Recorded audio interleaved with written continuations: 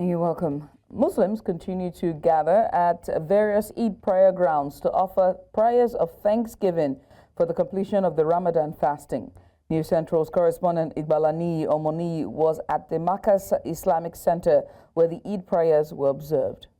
We're here at the Markaz Mosque in Agege, and as you can see behind me, thousands of Muslims are gathered here to observe the Eid prayers. According to the Sultan of Sokoto, the one was cited on Sunday, the 30th, marking the end of Ramadan, the Islamic holy month of fasting. Several countries also announced Sunday as Eid al-Fitr, including United Arab Emirates, Kuwait and Qatar, which made major Muslims across the country observe the Eid prayers on Sunday. Muslims at the Arabic and Islamic Training Center in Markaz Agege, Lagos, however, otherwise. You can see today in Tunisia, Egypt, Libya, Iran, many Muslim countries criticized Saudi Arabia on their decision for declaring yesterday as Eid Mubarak. We are not fighting Sultan of Sokoto of taking his decision for yesterday, end of Ramadan. But Sultan of Sokoto is not an alpha like Mudir Markaz. It's quite different. It's political appointment, I can say it rightly. United States of America, I know Kirun, àwọn díẹ̀ tó kírun lánàá, but àwọn èèyàn wa wọn kì í farabalẹ̀. Wọ́n bá ti gbọ́ pé àwọn róṣù Saudi, àwọn náà gbọ́dọ̀ ṣe tiwa ń bí, agbọ́dọ̀ róṣù tiwa ń bí báyìí kó tó di pé ní a sọ pé ààwẹ̀ tán, and then ààwẹ̀ ò tí ì pé 30. The Eid prayer, also known as Salat al-Eid, is a special congregational prayer performed to mark the occasion. So we started the Ramadan with Bismillah, and we thank God that we are ending the Ramadan with joy and happiness. This year is better than last year, and it will continue to be more better and better and better. Noting that every year the date of Eid changes and there is confusion as to proper date and celebration time till the moon sighting takes place, Muslims faithful call for unity. Salat is important after Ramadan and try to give everyone of zakat. Wọ́n dẹ̀ ń pe gbogbo Mùsùlùmí ká jẹ́ ọ̀kan náà, ká pa ọ̀pọ̀ ká jẹ́ ọ̀kan, ká má ṣe yẹ́lẹyẹ̀lẹ kò dá bẹ́ẹ̀. Ìyẹn náà ni ó fi jẹ́ kí Islam tún máa lọ síwájú.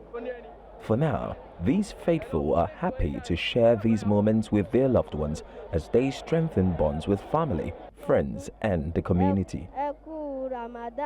In Lagos, for News Central, Ibok-Ete Ibas.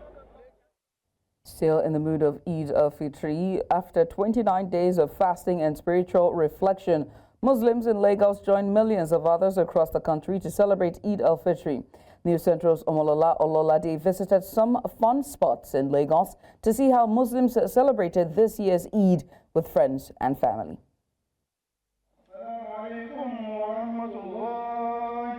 After fulfilling the 29 days of obligatory fasting in the holy month of Ramadan, Muslims across the world religiously celebrate Eid al-Fitr, including over 90 million Nigerian Muslims, according to Wikipedia. For the millions of Muslims in Lagos, the joyous occasion to celebrate the culmination of Ramadan remains an exciting moment for them. From serene environment to eateries, cinemas and recreational parks, the Eid al-Fitr holidays provide friends and families the opportunity to gather in such fun places, creating and enjoying memorable experiences. Actually, I'm not living in Lagos State, I'm living in Ogun State, so I came here with my family for some picnic. We are here for celebration of Eid al-Fitr celebration, and the Ramadan went very good, and everybody was celebrating. We were just sitting, dancing, and we went for a prayer in the morning. That was the Eid al-Fitr prayer in the morning around 10 o'clock, and everybody went back and come and eat and rejoice together. We are in the spirit of Eid, so we are here to marry with ourselves, our long-time friends, my long-time friends, those I've seen in a very long time. So we chose this very moment as an opportunity for us to marry and also to connect within ourselves. Although grateful for this year's celebration and the opportunity to spend quality time with friends and families, some Muslims share their initial plans for the celebration and how the country's present economic situation had changed their plans. If the economy was actually better than this, I would have actually loved to travel to my hometown, to visit my grandma and have fun with her, because it's been a while that we saw each other, and I was only opportune to call her and greet her on the phone yesterday. So if the situation was actually better, I and my brothers would have actually traveled to our hometown, you know, catch up with cousins and nieces and everybody, and the fun gets to be more than this. The economic condition has impacted a lot on the food, the amount of things we can buy, and other things like that. So I'm very much sure, if not that everything is not how it is, it will have been so easy. We have a lot of things that will have been going on. For example, we have free Eat Fest, whereby you come, you enjoy yourself and do a lot of things. But as it is now, we just have to manage what it is and maintain status quo and just move on with it. Beyond this year's Eid al-Fitr celebration, Muslims encourage each other to hold on to the essence of Ramadan as a pillar of Islam while looking forward to next year's celebration. In Lagos, for News Central, Omolola Ololade. In the meantime, as Muslims in Edo State join their counterparts across the world to celebrate Eid al-Fitr, marking the successful completion of the holy month of Ramadan, Edo State Governor Monday Okpebholo has extended his felicitations to the Muslim community in the state. The governor, represented by his deputy, Dennis Edahosa, who spoke at Government House, Benin City, when he received the Muslim community led by the chief imam of Benin Central Mosques, Sheikh Abdul Fattah Enebolele, on a courtesy visit. Governor Okpebholo urged Muslims to sustain the lessons and virtues learned during the Ramadan, including compassion, tolerance and unity, and to continue to live in peace and harmony with their fellow citizens of all faiths. During this period of that you have fasted for 29 days, and the lessons learned during the fasting and prayers, please, let's continue to tolerate one another. And let there be peace and harmony in Edo State. Having said that, I also want to condemn strongly the actions of our brothers in Uromi. The state governor have instructed all the security agencies to ensure that those that were involved are brought to book. And let me also beg that you will continue to pray for those that lost their life in that process. Governor demonstrated uncommon leadership in response to what happened in Uromi on Thursday, the 27th of March 2025. He demonstrated uncommon leadership by interacting with the community leaders, summoning all the service chiefs. Islam is a religion of peaceful coexistence. My dear brothers and sisters, I want to stand here today to condemn what happened at Uromi. We, the government of Edo State, we are not happy at all over what happened at Uromi. Your Excellency, sir, on behalf of the Muslim community in the state, I congratulate your administration for all the achievements recorded so far in the last 140 days. Today is making the 140 days of the administration of government. One of your greatest achievements in the last 140 days in government, which the people have acknowledged, is the political will which you have enacted in the business of governance. When you look at what happened in Uromi recently, so a few days ago, you know, it's barbaric behavior. It is not in our character to kill human beings and burn them. When we look at the area of jungle justice, why must people get up and take laws into their hands? In the meantime, the Chief of Defense Staff, General Christopher Musa, condemned the killing of 16 hunters in Edo State, vowing that the perpetrators will be brought to justice. The CDS pledged, as the Edo State government said, that Governor Monday Okpebholo had reached out to the victims' families, the Hausa community leaders in the state, and the northern governors about the incident. About 14 suspects have been arrested by the police in connection with the incident. A mob killed the hunters in Uromi, Edo State last Thursday while traveling to Kano from River State to celebrate Eid with their families. And now to discuss this, we're joined by security analyst and executive director, Alexia Trust Foundation, Emmanuel Ukule. Emmanuel, many thanks for joining us. Let's just get started. Jungle justice continues to thrive in Nigeria despite widespread outrage. What underlying social, or should I say cultural, or even systemic pressures that keep fueling this phenomena? I'll begin first of all by sending my condolences to the families that lost their loved ones at a crucial time like this when they should be celebrating Mubarak. It's something that is not appealing at this time, and also at a critical time where there have been divergent and different issues plaguing the country within this time. And issues like this only bring remembrance of similar things happening in the case of Deborah Jatau being incarceration and all that. It brings a lot, and at this crucial time in our country, it is not even the time for things like this. But it also goes to show the level of communities not trusting security agencies to work for them. It also goes to a level of showing the gap between the communities and security agencies. Normally, there should have been maybe reports by communities to security agencies of things like that. But when there are questions or doubts between these two, a lot of persons go on in taking laws into their hands. But we hope that at the end of the day, culprits will be brought to book and other persons will learn. At the same time, we also hope that it's the actual persons that have committed those crimes that are arrested, not just generally raids. Reports have suggested that it's a mix of mistaken identity or ethnic biases that's at play here. Could this also expose deeper tensions tied to misinformation, heightened security paranoia, or a fractured sense of national identity?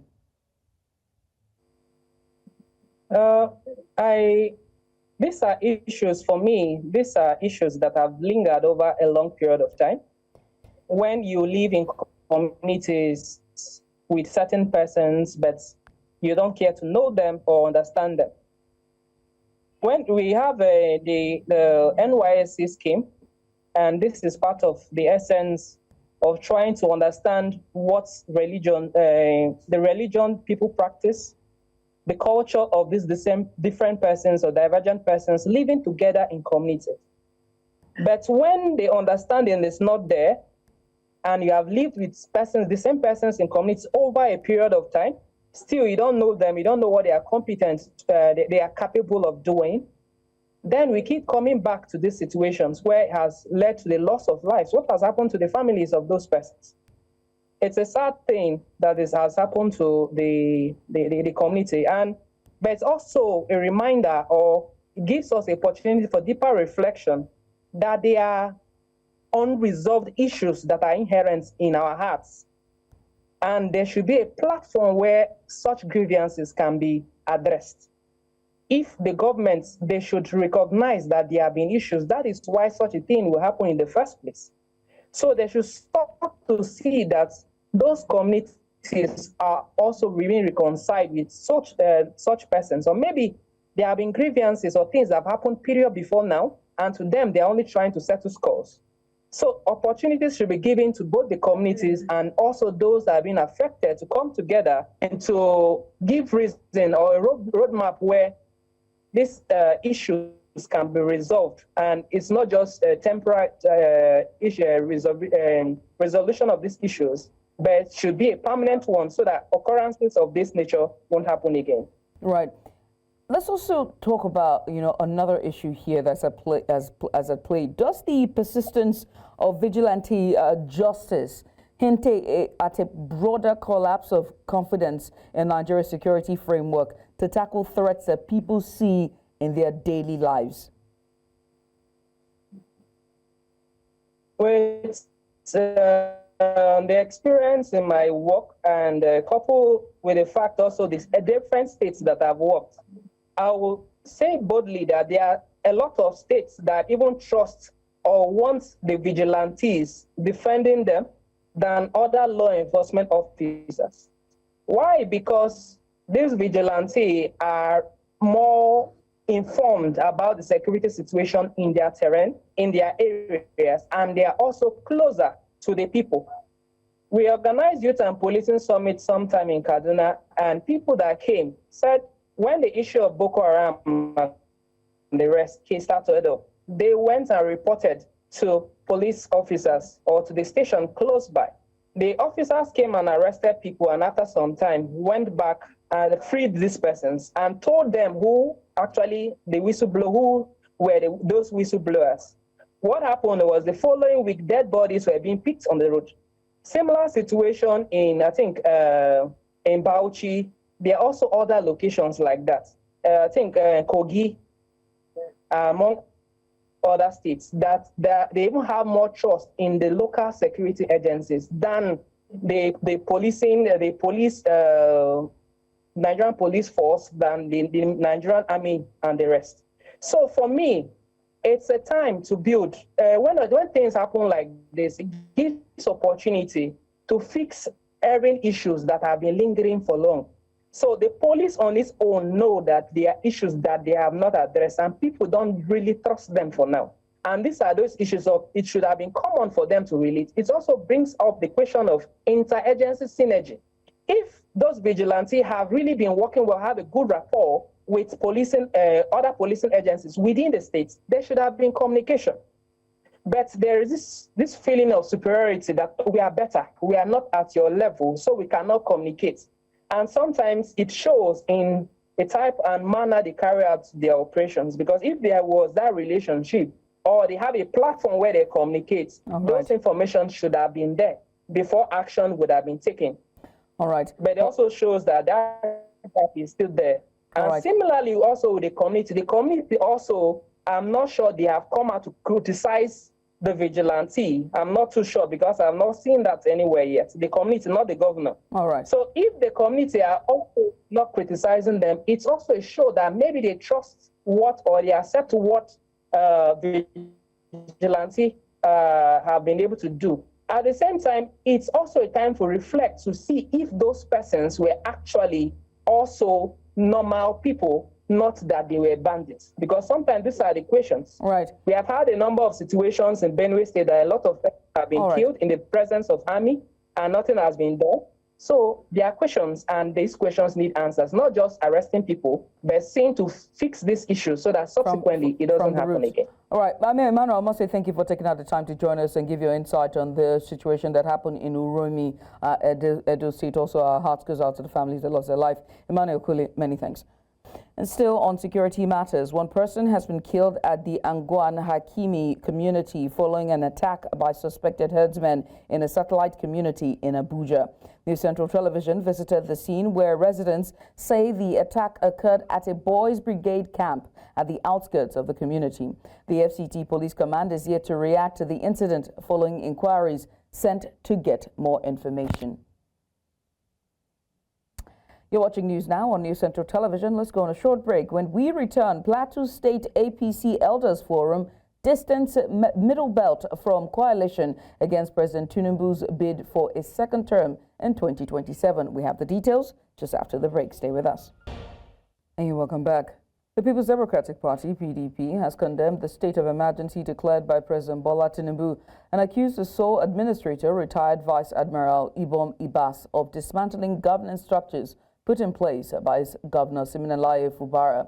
The party also described the immediate past head of service of the state, Dr. George Nwaki, as a serial betrayer, alleging that the former head of state, or rather the former head of service, has become a tool for the Minister of the Federal Capital Territory, FCT, and that's Nyesom Wike, to spread false information against Fubara and his team. The chairman of the PDP in the state, Neme Oiwo, spoke in Port Harcourt while reacting to allegations made by the former head of service, George Nwaki, against Fubara, PDP, and Nigeria Labour Congress. In the meantime, the Coalition of Conscientious Citizens has asked Ibok-Ete Ibas the sole administrator of rivers, to declare his assets. Speaking at a news conference in Abuja, Gabriel Nnaji, the group's executive director, said failure by Ibas to declare his assets could lead to self-enrichment. Nnaji noted that it was controversial for Ibas to primarily summarily suspend Fubara's political appointees who are supposed to work with him. He said the coalition's demand is in line with Section 185(1) of the Constitution. Nnaji said Ibas has 7 days to publicly declare his assets, adding that the coalition will take legal action against him if he failed to do so. Earlier, the president for Ijaw Diaspora Council US, Professor Monday Gold, shared his thoughts on this on the news. Take a look. Apparently, I'm not a lawyer, but the lawyers have told us it is totally unconstitutional. Now, not only that, you have brought in a sole administrator whose appointment was not even approved by the parliamentarians. And there is no point jumping the gun. The president did not follow due process. He violated the Constitution, and I support other well-meaning Nigerians in actually calling for his impeachment because it's totally unnecessary. What he has done in Rivers State, as a matter of fact, he has created more conflict in Rivers State. We have more pressing challenges or issues in Nigeria, and it's not necessary to say, by the way, he is the chief security officer in Nigeria. So you cannot have say that an oil pipeline has been blown, and without mandating or directing the security agencies to engage in effective investigation. The chairman of the Plateau State All Progressives Congress APC Elders Forum, Ambassador Danladi Wuyap, has stated that the Middle Belt is not involved in the ongoing political coalition against President Bola Tinubu's bid for a second term in 2027. According to him, the coalition, reportedly led by some politicians, including former Kaduna State Governor Nasir El-Rufai, is driven by personal ambition rather than national interest. He argued that those pushing for the coalition are only upset because they did not get what they wanted from Tinubu's administration. Wuyap also assured that President Tinubu is aware of their plans and will take appropriate measures to counter them.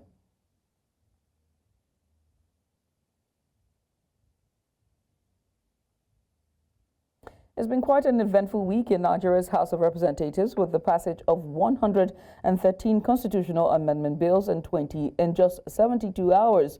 The amendments cover a wide range of issues, including devolution of power, electoral and judicial reforms, legislative adjustments, inclusive governance, and state and local government creation. However, while the House appears determined to push for key reforms, the sheer volume of legislation passed within such a short period, alongside the reversal of two key bills just a day after their passage, has raised concerns about their implications, urgency, and horse trading behind the scenes. Our correspondent Idong Joseph takes a closer look at this. Take a look.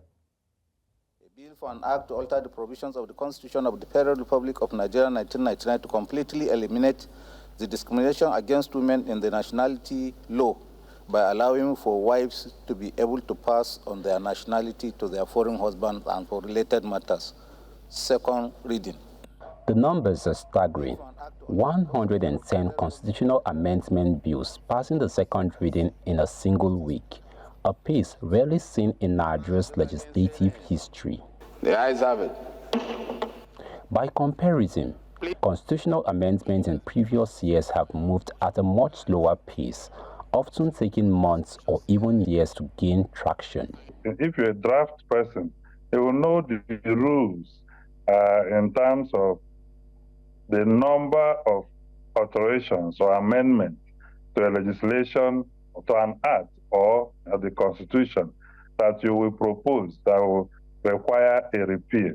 When you have about 50% or more, a particular act that is seeking to be amended ought to be repealed.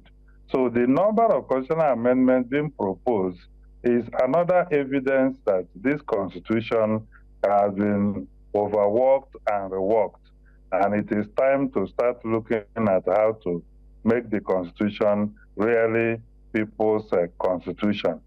Lawmakers argue that the speech reflects a commitment to closing long-standing constitutional gaps. But some analysts worry that due diligence and thorough deliberation may have taken a backseat to expediency. Even members of the National Assembly who are in the opposition have appeared to be captured already. You know, the reality is that 3 days for 110 amendments, that is shocking. The committee led by the Deputy Speaker have done an extensive job, extensive consultation, several workshops and seminars and meetings. That is the only aspect that will make people like us who are professionals in that space admit that an assembly can pass 100 and something bills in just a week. One of the most controversial developments came when the House rescinded two key bills just a day after their passage. One seeking to remove constitutional immunity for the vice presidents, governors and their deputies, and another proposing death penalty for certain crimes. While the House defended the reversal as a move to allow more input from stakeholders, some suggest that external pressure may have influenced the decision. When bills are passed, sometimes those bills are passed in a hurry. Sometimes you don't even hear that those bills have ever come out at all.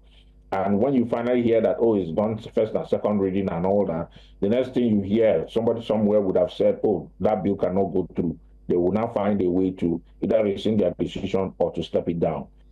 There are mixed reactions as to whether the broad range of amendments truly reflects the aspirations of Nigerians. What we have in Nigeria today is a government of the oligarchy, by the oligarchy, and for the oligarchy. We no longer have, what you and I would probably describe as democracy, which is the government of the people, by the people and for the people. Gender equity issue, adequate representation of women, issue of citizenship for spouses of, Nigerian women, and the inheritance, a lot of things reflect,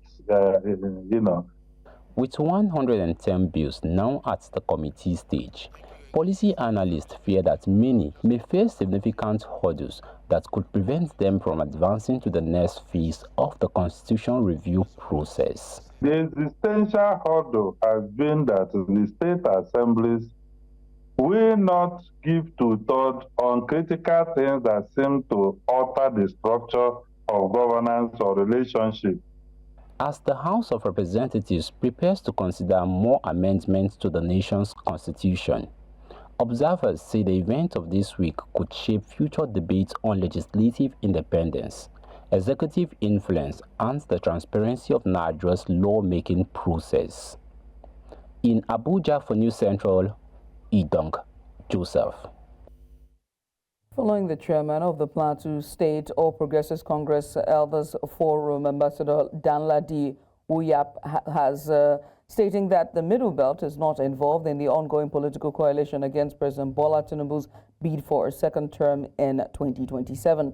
According to the coalition, reportedly led by some, he said that the coalitions were led by some politicians, including the former Kaduna State Governor Nasir El-Rufai, and that it was driven solely by personal ambition rather than good governance and now or national interest. And now to give us a bit of insight on this, we're joined by the former national coordinator for Middle Belt Patriots, and that is Zariyi Yusuf. Zariyi, thank you so much for joining us. Let's just get started, shall we? Your thoughts on the statement by the chairman that the APC Elders Forum, the chairman of the APC Elders Forum in Plateau State. All right, thank you so much. First of all, I'd want to say the leadership of the APC Elders Forum is a completely different thing from the Middle Belt Forum. So that's the clear line I want to state. And whatever it is that informed their decision to maybe take that stand, even on behalf of the Middle Belt Forum, would not be far-fetched from a couple of things I'm going to say. First of all, I think in the coalition, or the so-called coalition, is distancing himself and the Middle Belt from. You would notice he did mention the name of a particular politician, which is Nasir El-Rufai. And he equally made mention of the initial position of the Middle Belt to reject the Muslim ticket in the first place, which was vehemently opposed and, supported by especially Nasir El-Rufai, who I would say primarily was the architect of the Muslim ticket, being that he did a similar thing in Kaduna State, and he did gloat about whatever it was he achieved. Now, and he did say they wanted to replicate that at the national level, which basically I think is the reason why, if you'd notice, I think the only cultural group in the whole country that openly took the risk of supporting, throwing their support on any particular candidate would be the Middle Belt Forum, which was quite a serious political risk. But be that as it may, once the Muslim presidency emerged, it turned out that he is not wrong. I'm talking about the lead where to say that what was expected of the proponents of the Muslim ticket did not go as planned, especially with the likes of Nasir El-Rufai. And each time that name is mentioned, it is not mentioned far away from his track record in Kaduna State, especially with regards to the massive killings of people in southern Kaduna, the political, annihilation of anybody that was not, primarily a Muslim and all of that, and how he celebrated making the governor, the deputy governor, the speaker, the chief justice, the chief of staff, and everything Muslim, and people were cheering. So now, when a coalition comes, and unfortunately, it is formed by the same set of people or championed by people who supported or sponsored the Muslim presidency, I think it leaves more questions than answer. And so to a large extent, he is not, even though he is not speaking on behalf of the Middle Belt, I'd say he may not necessarily be so far away from the political sentiments in the Middle Belt, because to a large extent a lot of people expected something not far away from Buhari's ideology, where we get more votes, we get more attention, where we don't get more votes, we don't get the attention. So to a large extent, he did say something that is quite profound, even though I do not belong to their camp. But I don't think this particular coalition, especially with the kind of elements that are in it, is something in any way appealing to the Middle Belt. That I can assure you. Let's widen this scope now. I'm glad you just brought the Middle Belt, because it begs to ask the question, how does the position of the Middle Belt not being part of the anti-Tinubu coalition align with the broader political landscape in that region? Well, I would say to you, as far as the Middle Belt is concerned, whatever political alliances people would make subsequently, like it has always, like it was made in 2023, would be in the best of how they have foreseen their interest being protected. And I'll tell you, to a large extent, we've been so reduced to a set of people that just want to leave. We just want to go to bed and wake up in the morning alive. We just want to be a part of, the political process and all of that. We've been so reduced to that, those basic things that every other person could enjoy. So to an extent, I'd say, while I am saying, while the APC, Elders Forum distance themselves from that coalition and then make reference to the Middle Belt. The Middle Belt's position may not completely be political in the sense, of party politics, belonging to this party or that. The strength of that argument lies less on whether, because I can't sit down and tell you that people are having it rosy simply because Tinubu is in power. No, prices have hiked. A lot of things are happening. A lot of things are happening that people hoped would not be happening. So yes, people are suffering, and a lot of people are regretting, voting in the government. Particularly, I belong to a camp where even after the election, we went on, a couple of weeks of protests on the street, rejecting, the outcome of it. But in a broader sense, looking at how he has embraced the region, looking at how he has played with the region, because I'd say to you, most of the people that left the APC prior to the 2023 election would tell you what the reasons why they left. There was a certain kind of politics Buhari played, and his chief lieutenant Nasir El-Rufai, basically they ran stuff without the slightest contribution to the lives of people, especially in the middle belt. Right. And subsequently that will form that. So if the same players in that regime that forced the middle belt into the initial alliance they made with the candidate that was supported in the 2023 election, which will be Peter Obi, if they form another alliance away from the party they brought in, it simply means whatever it is they ushered into the presidency is not playing to their gallery. So it's less of a pro-Tinubu or pro-Labour or pro-SDP thing. It's more of what basically weakens our enemies. Okay. What is that thing that presently weakens our enemies? So the enemy of my enemy, becomes my friend to a large extent. Yeah. I mean, Zeri, I wish we could go on more with this conversation, and then it's about time that the Middle East starts to, take up space and also have these discussions that we're having in terms of what they want in the broader political landscape of Nigeria. But I must say thank you so much for taking out the time to come on and join us today. Thank you very much. Zaria Yusuf, giving us a bit of insight following the statements from the Chift and the APC Elder Forum in Plateau State. Away from that, the Women's History Month is a celebration of women's contributions to history, culture, and society, and has been observed annually in the month of March since 1987. Women's History Month 2025 took place from Saturday, March 1st to Monday, March 31st, 2025. Now, this year saw a dedication to empowering ambitious women across the African continent and celebrating their outstanding achievements. Take a look. As the world wrapped up Women's History Month, it ushered in the 5th episode of the Accent's Top 100 Career Women in Africa, a get-together recognizing Africa's most outstanding women across industries. It's all about celebrating women, and it's about celebrating women who have achieved something in their careers. We have decided that it's important to laud it, to support other women, to encourage them, and to let them know that what they're doing is recognized. Women are great performers. It's to honor the top 100 women, the career women in Africa. It's significant because our belief is never think that you cannot do it. You have what it takes. All you need to do is put in the effort.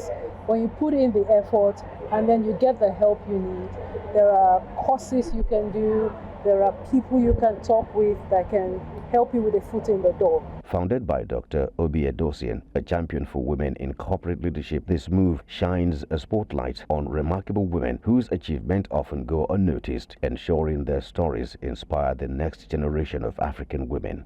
So I think when our political spaces start to look more like society, because in countries like Nigeria, we have almost 50% of the population are women. So when our electorates, when our judiciary, when all our systems and structures begin to represent what the population actually looks like, then we would have the policies that work in the favor of both men and women. So how were the bold, pioneering women shaping industries and redefining leadership across Africa celebrated amidst Women's History Month? Well, with prestigious recognition for women breaking barriers and transforming the professional landscape, inspiring others to lead with innovation, resilience, and impact. Women know how to multitask. Women also are able to bring on board, some great skills in problem solving, because naturally women know how to solve problems. Also, women know how to bring the team together in terms of team building. Keynote remarks by distinguished speakers, high-level panel conversations on leadership, financial power, and career visibility, and networking with Africa's leading women professionals and past honorees sealed the celebration for the month and put the icing on the cake of Women's History Month 2025. The head of Burkina Faso's military government has pardoned 21 soldiers convicted of involvement in a failed coup in 2015. 6 officers, including 2 former unit commanders of the former Presidential Guard, are on the list alongside 15 non-commissioned officers and rank-and-file soldiers. They were convicted at a military tribunal in the capital in 2019 for harming state security, murder or treason. 2 generals considered the masterminds of the failed coup were sentenced to 20 and 10 years in prison, respectively. The 21 soldiers pardoned will rejoin the army, but the decree stipulates that they will not be eligible for compensation or career progression.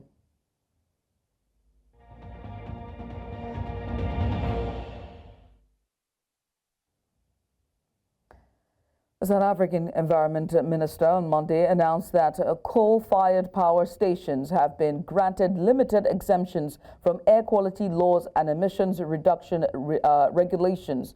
However, he emphasized that these exemptions are not a, quote, blanket reprieve, end quote. The government aims to balance reducing carbon footprints with the need for electricity in a stagnating economy plagued by power cuts. Eskom, the primary utility, has sought exemptions for 8 plants from strict emission standards. The Ministry of Forestry, Fisheries and Environment, DFFE, requires Eskom to enhance monitoring and provide health services alongside these exemptions. 6 plants will have a 5-year exemption expiring on April 1st, 2030, while 2 will remain exempt until their decommissioning in 2034. Eskom is reviewing the decision, committing to mitigating health and environmental impacts.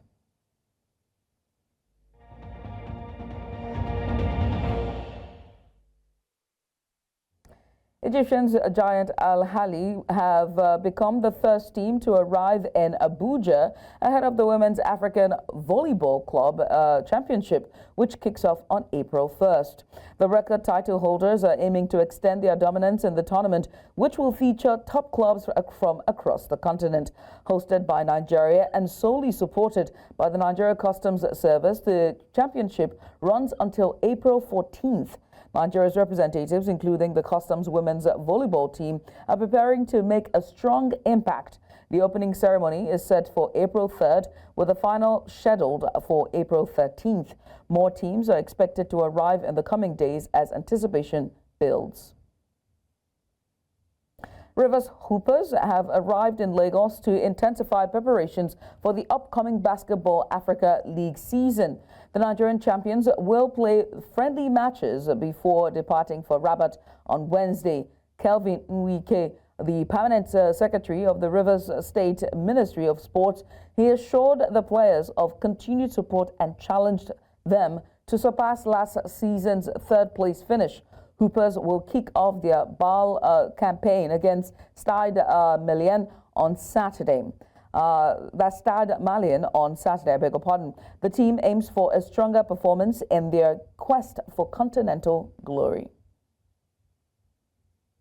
Josh Emmett is set to return to the octagon against Laron Murphy in the featherweight main event on April 6th, I beg your pardon, 2025 at the Apex facility in Las Vegas.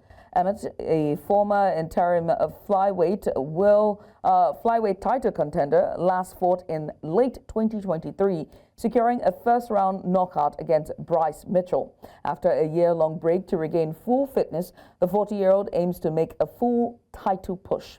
Murphy, unbeaten as a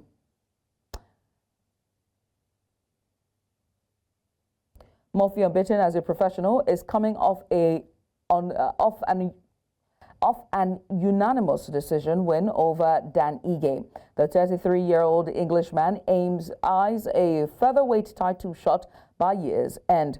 The card also features Kennedy Ezechukwu versus Martin Baide and Cotavious Romeos who's going to be fighting against Lee Chong-ho, among others. And that's all we can take at this hour. But before we go, let's take another look at some of the major stories.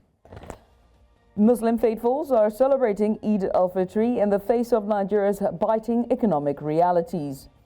The People's Democratic Party has accused Rivers sole administrator of dismantling governance structures put in place by suspended Governor Siminalayi Fubara.